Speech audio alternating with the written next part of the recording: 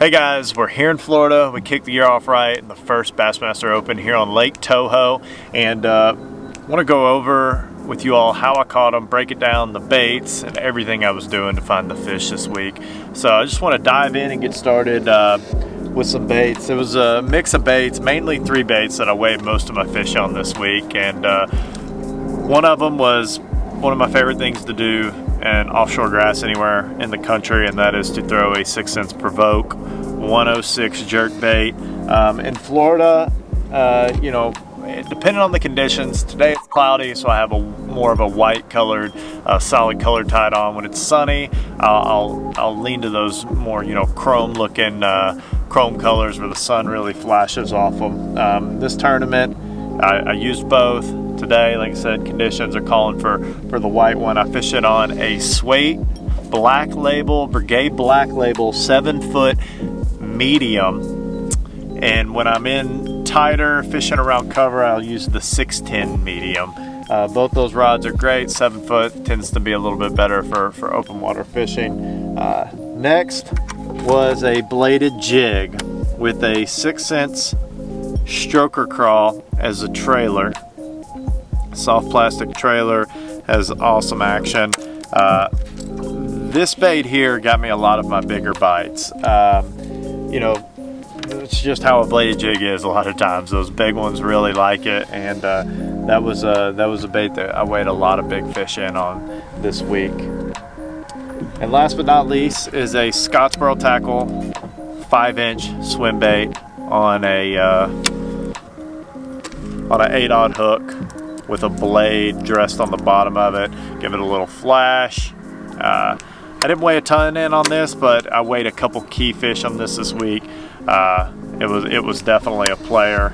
It's got a nice little subtle action that promotes bites.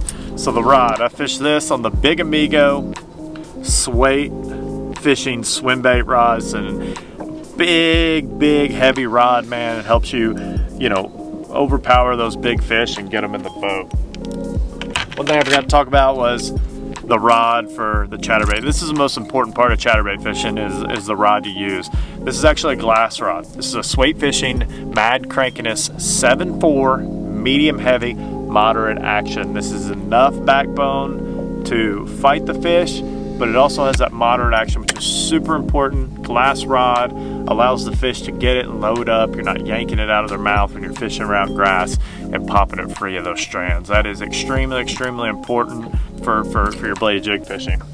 Okay, so for my line size on my jerkbait in Florida, I like to stick with a 15-pound test. I use P-line tactical fluorocarbon. That's what I like to roll with on the jerkbait. On my bladed jig, we've talked about the rod, the trailer. Line size, I roll with 20-pound tests, heavy cover. You know, I used to use 17. I've ran into issues, so 20 pounds what I use now. You know, it's still smooth, cast smooth, but also has power. You know, powers everything, and getting in those thick grass patches, you want to be able to get them out of there. 20-pound P-line tactical fluorocarbon. And on this bait, on the Scottsboro and the Big Amigo swim bait, line size, 20-pound P-line tactical fluorocarbon as well, same as my bladed jig. You know, it's strong stuff, man, that 20-pound test. Now we're gonna dive into how we found the fish. You know, tackle's great and all, how you catch them and what you catch them on. You know, most important thing is finding them. So we're gonna dive into that, what I look for, and how I found these fish. So what you use to catch these fish is really important. Your baits, rods, setup, but finding them is numero uno, the most important thing. And this week I found them using my Lowrance units. I really did. You hear people say it all the time.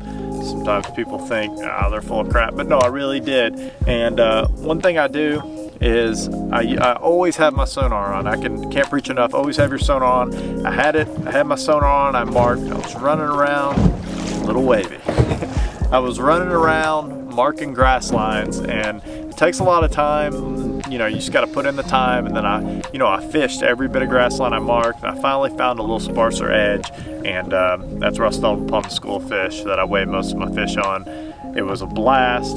We were in 6 to 8 foot, catching the crap out of them. It was an awesome week, and we're looking forward to a great rest of the season.